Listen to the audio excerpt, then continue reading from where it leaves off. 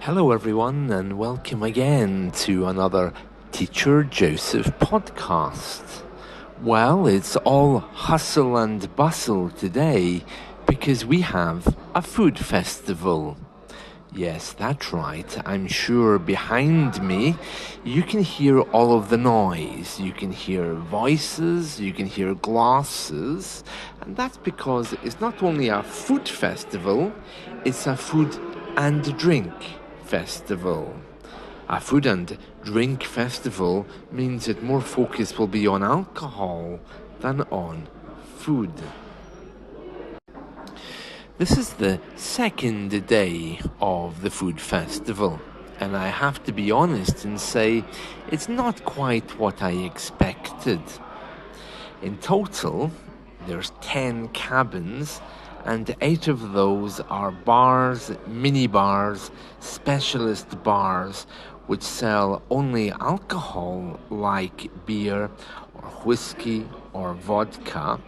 Collectively, we call strong alcohol like whiskey and vodka, the collective name is spirits. Spirits. So, in this food festival, there's some cabins selling beer, some cabins selling spirits, but to be honest with you, there isn't much in the way of food. So I've managed to find a few food cabins. One is a caravan selling Greek street food, and the people there don't look very Greek. Another one is a Spanish tapas place, a little cabin, and once again, it doesn't look very appetizing. As a result, we have people who are wandering around, walking into each other with beer in one hand and paper plates with food on the other. That's not very nice, and is particularly bad, in my opinion at least, to watch women who are drunk.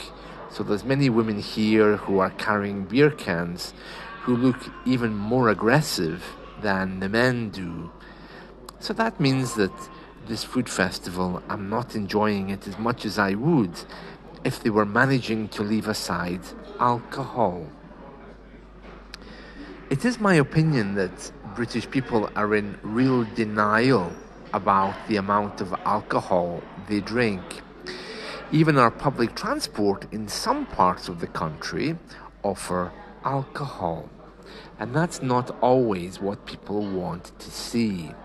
In other parts of the UK, alcohol is not allowed in public transport, but you can still find beer cans, wine bottles, and bottles of other things lying around the seats. I think part of the problem, at least, is the way that the English-speaking world express masculinity. How much you can drink really says a lot about how much of a man you are. Because in the English world, drinking is so common, the fact that you can afford to drink a lot, and the fact that you don't get drunk after drinking a lot, shows the emphasis that's placed here. But that's not just a ritual. That's all about the need to prove yourself. It is my opinion that English people, or I should say British people, are actually very, very insecure with themselves. And therefore, this ritual of having to drink a lot and still continuing your daily life is really just to prove that you can do it.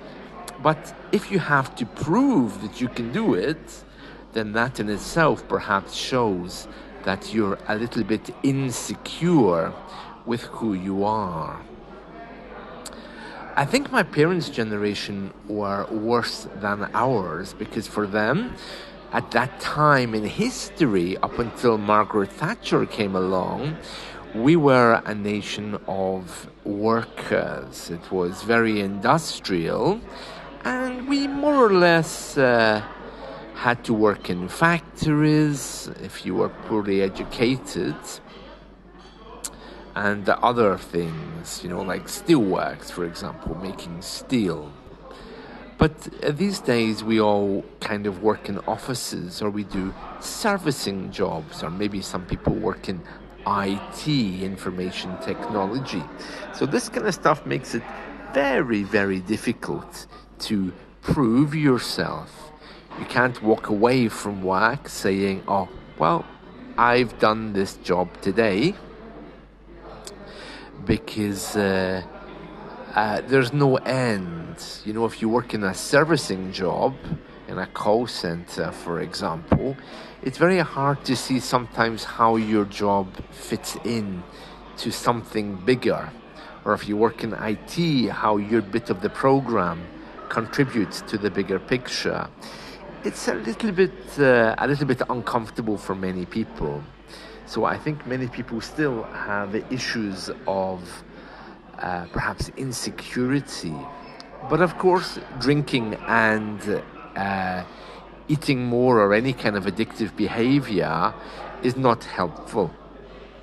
But to prove that you're a man in this culture, you have to be able to drink a lot. And that seems to be the way to get popular, although it's never a way that I've done it. But yeah, so the purpose of a food and drink festival here is more, once again, for people to proudly walk around with a glass of beer in their hand, feeling proud, you know. About food itself, British people don't really celebrate food.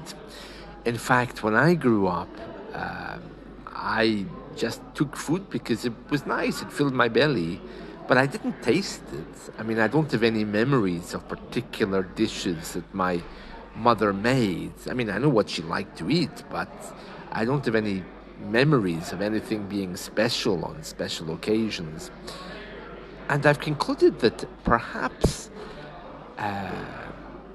memories of food come from the celebration of particular events. It's only recently that I've started to cook, and I'm beginning to understand more about food as a spiritual practice or a connection with other people as a shared event. But in the English-speaking world, that doesn't exist. It's just to fill your belly because you're rich, and the more you can eat and the bigger you are, again, the more you're celebrated.